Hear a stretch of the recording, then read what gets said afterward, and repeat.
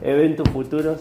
La verdad que cuando estuvimos viendo, me acuerdo a principio de año que estábamos viendo el mensaje de las iglesias, hubo hermanos que vinieron y me decían, bueno, ya que estamos con Apocalipsis, sigamos con escatología.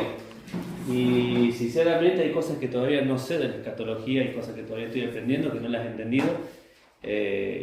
Y creo que es un tema interesante para poder aprender y poder profundizar, porque estamos en los últimos tiempos. El Señor le decía a sus discípulos que cuando vieran a la higuera florecer es porque el tiempo ya se había acercado, y lo decía porque es una de las plantas que en Israel tomaban esa dimensión de comenzar a crecer con anticipación. Cuando ya se comenzaban a ver las flores es porque ya había fruto.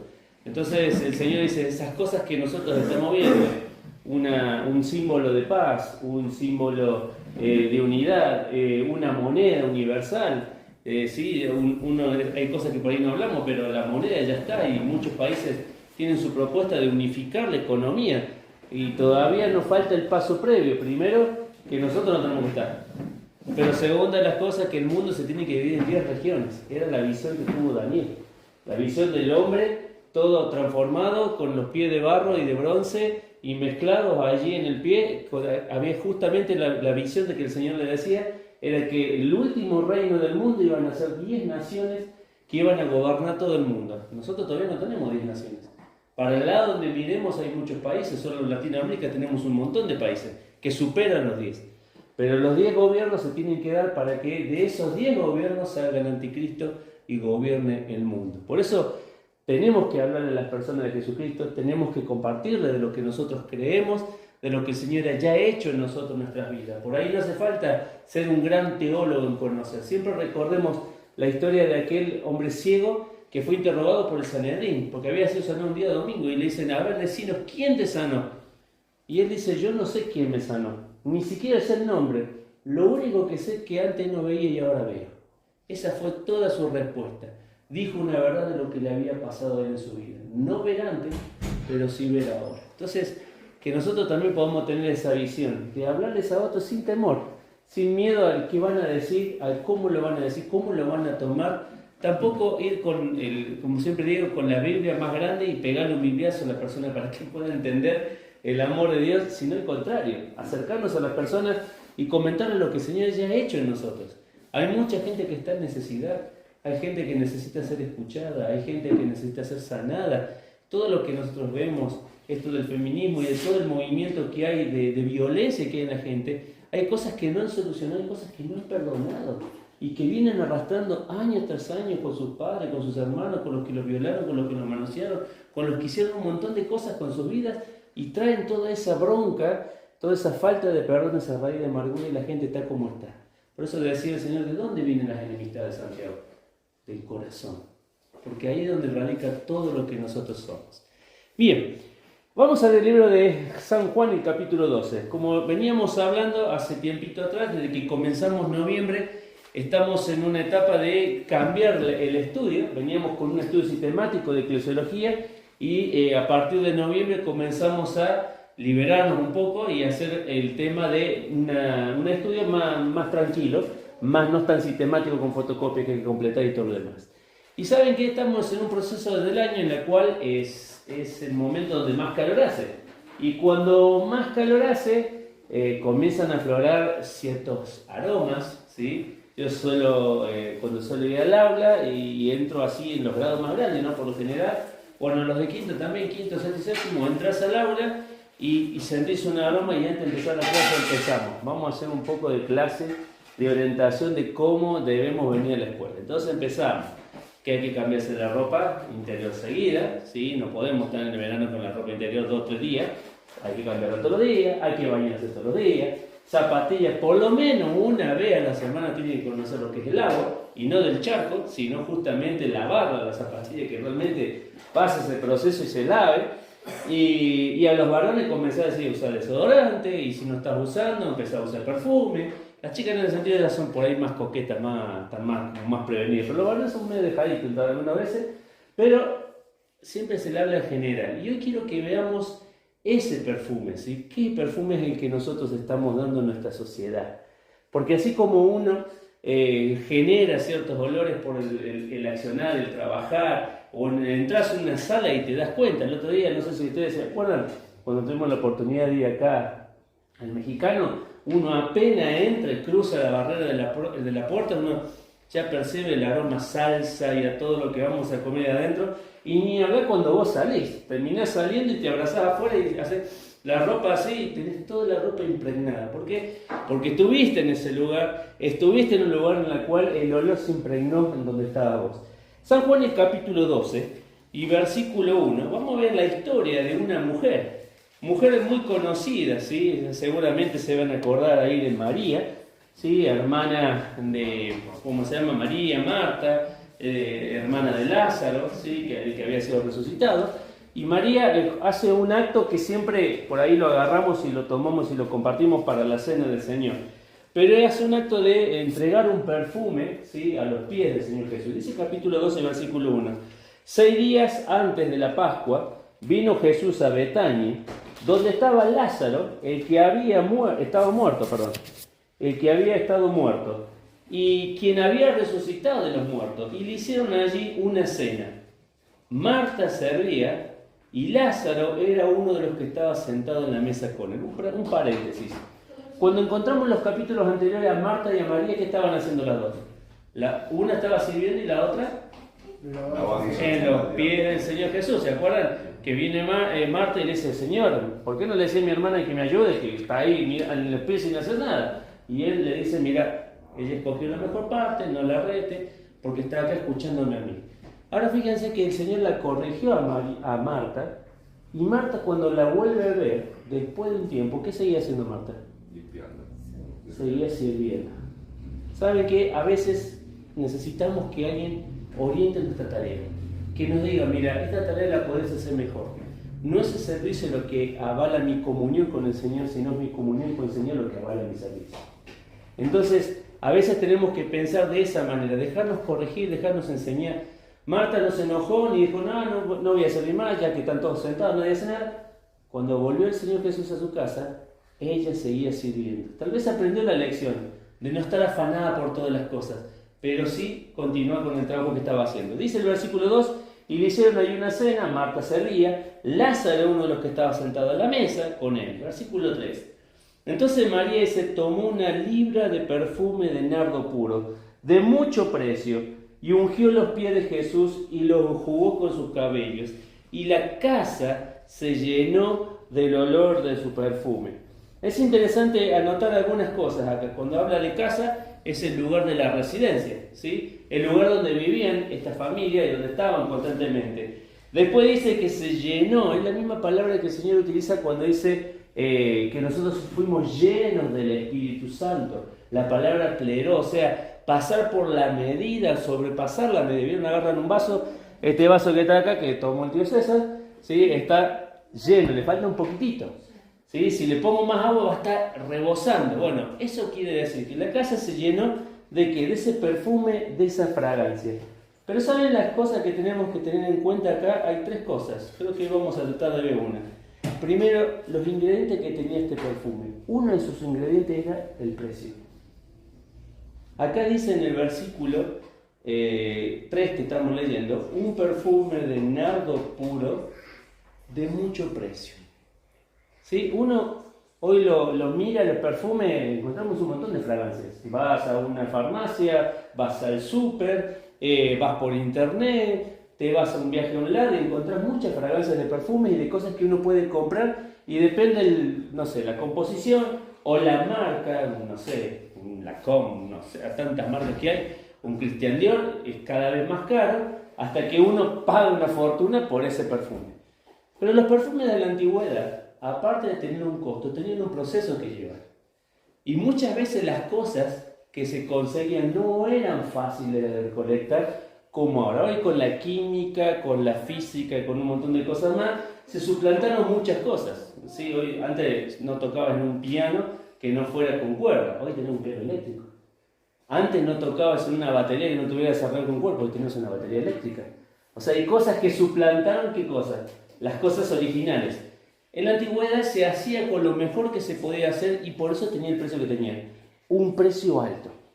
Ahora quiero que te pongas a pensar en esto, ¿sí? Porque muchas veces nosotros nos cuesta darnos cuenta que venir al Señor requiere pagar un precio alto. El Señor pagó un precio alto por nosotros en la cruz. El Señor, cuando fue a la cruz, pagó el precio más alto que podía pagar una persona: entregar su vida por el bienestar de otra persona. Por eso el Señor Jesús, en la Biblia dice: nadie tiene mayor amor que este, que uno haya puesto su vida por sus amigos. O sea, el mayor precio que uno puede pagar no es el vehículo que te puedes comprar, el último modelo, la última casa, la última campera, la última ropa. No es ninguna de esas cosas, es el precio que Jesús pagó en la cruz. Y ese precio que Él pagó es la evidencia de que nosotros tenemos un alto precio para el Señor. Ahora, también el Señor espera de nosotros que podamos hacer grandes cosas para Él. La primera de las cosas, tal vez el Señor nos está pidiendo que debemos pagar ciertos precios por las cosas que nosotros hacemos. Génesis capítulo 22, acompáñame a ese lugar. Hay una historia que seguro que te vas a acordar. Génesis, el capítulo 22. Una historia muy conocida, también la solemos utilizar en la cena. Capítulo 22 y versículo 1 y 2. Dice: Dios ordena a Abraham que sacrifique ¿quién? A Isaac, a su único hijo. Dice versículo 1: y aconteció después de estas cosas que probó Dios a Abraham y le dijo a Abraham, y él respondió: heme aquí. Y le dijo: toma ahora tu hijo, tu único, a Isaac, a quien amas, y vete a la tierra de Moria, o de Moria, y ofrécelo allí en holocausto sobre uno de los montes que yo te diré. ¿Cuál era el precio que tenía que pagar acá? La vida de su hijo. La vida de su hijo. Pero dice algo el pasaje ahí: ¿a quién tú amas? ¿Saben qué? El Señor nos pide un gran precio para seguirle a Él. Tal vez debemos rendir delante del Señor a alguna persona a la cual nosotros estamos amando. ¿Qué quiere decir este Señor? ¿Que debo dejar de amar a mi esposo, a mi cónyuge, a mis hijos? No está diciendo eso, sino que está diciendo que no compita con el amor que nosotros debemos darle al Señor en primer lugar. El primer mandamiento, ¿cuál es? ¿Amarás a quién? Al Señor tu Dios. ¿Dice amarás a tu esposa? ¿Dice amarás a tu esposo? ¿Dice amarás a tus hijos? ¿Amarás a los que por ahí están de novio, a la novia, más que al Señor? No está diciendo eso, está diciendo primero el Señor. ¿Por qué? Porque cuando el Señor se lo pide acá a Abraham, a Isaac, se lo pide para probarlo qué es lo que él amaba, y le dice: rendí lo que vos más amás. Por eso te digo, ¿qué nosotros tenemos que rendir al Señor? Tal vez a veces ponemos a nuestra familia en primer lugar, tal vez ponemos a nuestros seres queridos en primer lugar, tal vez ponemos a nuestros cónyuges en primer lugar, nuestros hijos en primer lugar. Y si bien tienen que tener un lugar en el orden que el Señor estableció, pero no tienen que tener el primer lugar. El Señor nos pide a nosotros que rindamos a aquello que nosotros más amamos. Primera cosa. Segunda de las cosas, Primera de Reyes, el capítulo 17. Primera de Reyes, el capítulo 17. Recién decíamos que debíamos rendir tal vez una persona que está ocupando el lugar del Señor y decir: realmente el Señor merece el primer lugar. Primera de Reyes, el capítulo 17, nos muestra otra faceta que tal vez deberíamos rendir y aprender a rendir. Capítulo 17, versículo del 8 al 13. ¿Se acuerdan la historia? Elías y la viuda de Sarepta. Y dice el versículo 8: vino luego a él palabra de Jehová diciendo, de Dios a Elías: levántate, vete a Sarepta de Sidón y mora allí, y aquí yo he dado orden allí a una mujer viuda que te sustente. Entonces él se levantó y se fue a Sarepta, y cuando llegó a la puerta de la ciudad, he aquí una mujer viuda estaba allí recogiendo leña. Y él la llamó y le dijo: te ruego que me traigas un poco de agua en un vaso para que beba. Y yendo ella para traérselo, él la volvió a llamar y le dijo: te ruego que me traigas también un bocado de pan en tu mano. Y ella respondió: vive Jehová tu Dios, que no tengo pan cocido, solamente un puñado de harina tengo en la tinaja, y un poco de aceite en la vasija. Y ahora recogía 2 leños, dice, para entrar y prepararlo para mí y para mi hijo, para que lo comamos y nos dejemos morir. Elías le dijo, no tengas temor, ve si haz lo que has dicho, pero ame a mí primero y a mí primero. De ello una pequeña torta cocida debajo de la ceniza y tráemelo y después hará para ti y tu hijo. Uno se pone a mirar la historia y podría decir, qué egoísta. Hay que entender el contexto. Había hambre, había sequía, no había que comer. Dios lo estaba sustentando de una manera sobrenatural a Elías. Y le dice, andate a la tierra de Sarepta, porque ahí hay una mujer que te va a sustentar. Mira la confianza que tenía que tener Elías. Primero para echar un viaje, que seguramente tendría que tener algo para comer. Si no tenía que seguir ese viaje hasta que llegara a ese lugar. Segunda de las cosas, tenía que enfrentar a una mujer, cosa no común de hablar en la sociedad en la cual estaba. Tercero, le tenía que pedir que le diera de su sustento. ¿Y era una mujer rica o pobre?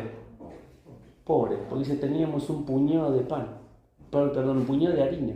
Y justo estaba para cocinarlo, para comer nosotros y dejarnos morir. O sea, no había perspectiva de vida. Hasta acá llega mi vida, como para hoy, y no tengo más para comer.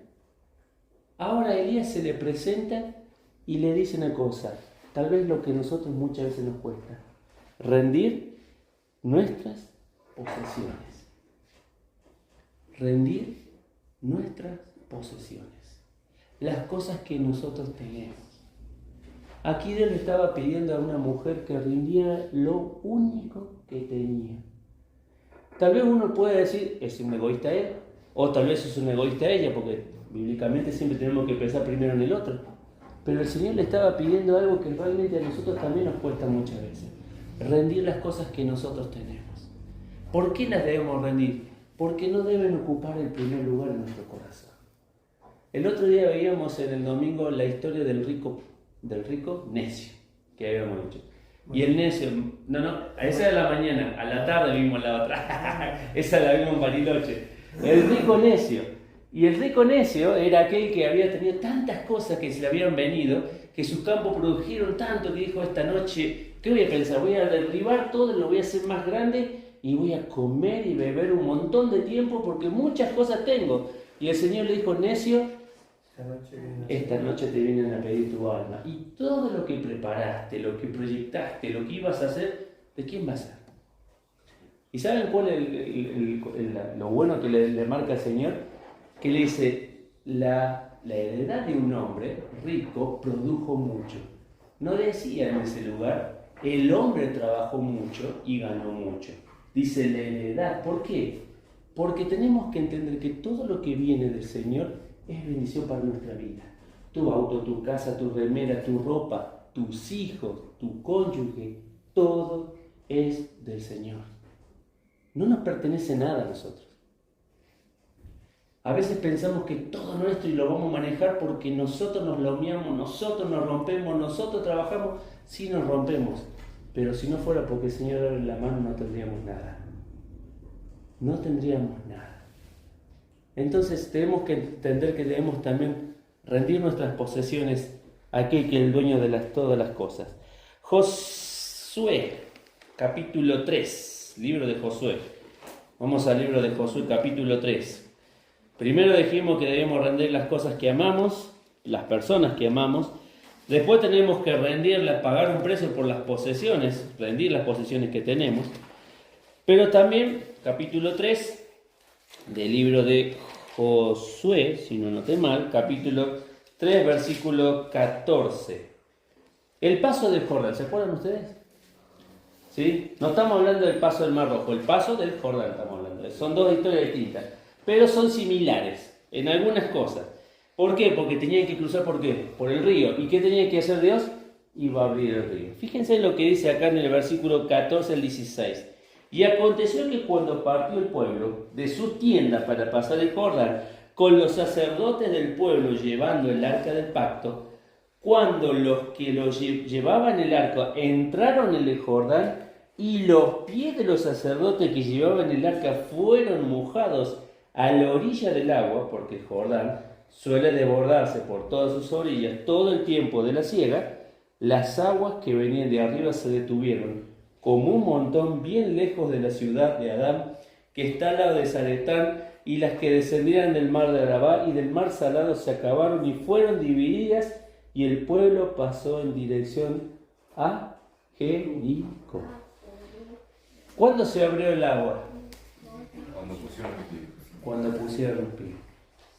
Saben que también otra de las cosas que tenemos que rendir al Señor son nuestras decisiones. Las cosas que vamos a decidir. También las tenemos que consultar con el Señor y rendirlas a Él. A veces tomamos decisiones sin tener en cuenta lo que Dios quiere decirnos a nosotros. El mismo Josué más adelante dice que hubo un pueblo que estaba alrededor, que los engañaron para que no fueran destruidos, se vistieron de pobres, se vistieron de ropa harapienta, tomaron pan mohecido y se presentaron diciendo: venimos a reconocer al Dios y a ustedes y a todo lo demás de tan lejos. Y dice que la frase dice ahí textual, yo la tengo grabada: y no consultaron a Jehová. ¿Y qué hicieron? Hicieron alianza. Y después le dijeron a las personas: nosotros no somos de tan lejos, somos vecinos de ustedes. Entonces, cuando no consultamos al Señor, nos tenemos que dar cuenta que pagamos un alto precio. Pero cuando no rendimos nuestras decisiones, no nos animamos a cruzar el río que está delante de nosotros para que el camino se abra. Por eso, no solo debemos rendir las cosas que amamos, no solo debemos rendir las posesiones, tenemos que rendir nuestras decisiones al Señor. No puedo, como hoy un cristiano, tomar una decisión sin el Señor. ¿Qué otra cosa más? Y vamos avanzando porque vamos llegando al final. Romanos, a ver si lo puse bien. No, Hechos capítulo 20. Hechos capítulo 20. Versículo 22. Hechos 20, 22. Hechos 20, 22. Dice así. Tenemos la historia acá de Pablo, ¿sí? Hechos 20, 22. Dice así en el capítulo 20, versículo 22. Ahora he aquí, ¿sí?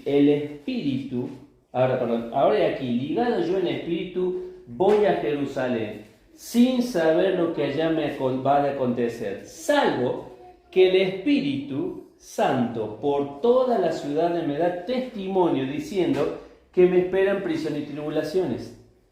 Pero de ninguna cosa hago, ni estimo preciosa mi vida para mí mismo, con tal de que acabe la carrera con gozo, y el ministerio que recibí del Señor Jesús, para dar testimonio al Evangelio de la gracia de Dios. ¿Qué está diciendo acá? ¿Qué otra cosa debería rendir? ¿O debemos rendir? La vida. El Espíritu le decía a Pablo, a la ciudad que vayas, no la vas a pasar bien. Vas a pasar mal. Pero Pablo dice: sabiendo lo que me tocaba vivir, entiendo esto, que aún no debo estimar preciosa mi vida. Y el cuarto de los puntos de esta noche es: ¿no nos estará pidiendo el Señor nuestra vida? Que podamos rendir nuestra vida, a pesar de nuestros planes, de nuestros propósitos, de nuestras metas, nuestra proyección, a un mes, a 2 meses, a 3 meses, a 1 año, a 10 años, no importa lo que estamos haciendo, pero si no rendimos nuestra vida al Señor, ¿qué vamos a hacer con nuestra propia vida? Mirá la palabra ahí, dice ni estimo. ¿Sabías que la palabra estimar significa sostener? Y la otra palabra que está al lado, precioso, significa costoso, de algo de alto precio. O sea, Pablo dice: no voy a retener mi vida, a pesar que el Señor ha pagado alto por ella, con tal de que acabe la carrera que tengo por delante. Qué tremenda decisión de Pablo, ¿no? No solo rendir las cosas que amamos, no solo rendir las posesiones que tenemos, no solo rendir nuestras decisiones. ¿No será que el Señor nos está pidiendo a nosotros que rindamos nuestra vida? No tenemos otra cosa para darle al Señor. cuando se le presentó el ciego a la salida del templo a Pedro, ¿sí? Y a los que estaban a su alrededor, dice, no tengo oro ni plata, pero lo que tengo te doy. La riqueza más grande que tenemos es que el Señor esté en nuestra vida. Es lo más preciado que tenemos. Y lo que nosotros somos, utilizado para la gloria del Señor. Termino con algo. ¿Han escuchado del nuevo plan del gobierno? Ahora 30. ¿No han escuchado los precios cuidados? No sé quién los cuida, pero dicen precios cuidados. Ponele. Termino con esto para que nosotros podamos pensar. ¿No será que buscamos en nuestra vida espiritual los precios cuidados? Los precios cuidados es lo menos que yo puedo pagar por algo. Porque por eso son cuidados, para que no suba el precio. Mantienen el precio 2 meses, 3 meses, ponele un mes, hoy en la Argentina una semana. Son los precios cuidados, pero es para pagar lo menos posible para adquirir algo. ¿No será que estamos buscando así pagar lo menos posible el precio por seguir al Señor? O tal vez estamos en el otro punto. Estamos buscando tratar 1:30 y entregarle por cuotas al Señor el precio de nuestras vidas. Es para pensarlo. Porque hoy vivimos en una matemática en la cual el mundo nos absorbe, nos lleva, pero nosotros tenemos que estar pensando. Si realmente estamos rindiendo como esta mujer, como María cuando comenzó, de rendir un perfume tan caro. ¿Por quién? Por la persona de Jesucristo. ¿Qué nos tocará rendir a nosotros? ¿Las personas que amamos? ¿Los bienes? ¿Tal vez nuestras decisiones? ¿O será que el Señor también nos está pidiendo nuestra propia vida? Que el Señor nos acompañe en cada uno de nosotros. Y llegamos acá en este primer punto. La próxima vamos a ver cuál es la combinación para tener un buen perfume. Vamos a orar. Padre, te damos gracias por este día. Te damos gracias, Señor, porque podemos tener esta libertad tan preciosa todavía de juntarnos, de estar aquí, Señor, compartir los motivos de oración, compartir tu palabra, Señor, que nos alienta a buscarte, que nos alienta a seguirte, que nos alienta a cada uno de nosotros a replantearnos nuestras decisiones y las motivaciones del corazón, para que, Padre, seamos realmente capaces de tomar decisiones centradas en ti. Señor, ayúdanos para que no vivamos de esta manera, sin pagar el precio alto que requiere servirte a ti. David decía, no daré nada al Señor que no me cueste. Señor, este es el precio que tú has marcado, para que cada uno de nosotros lo paguemos.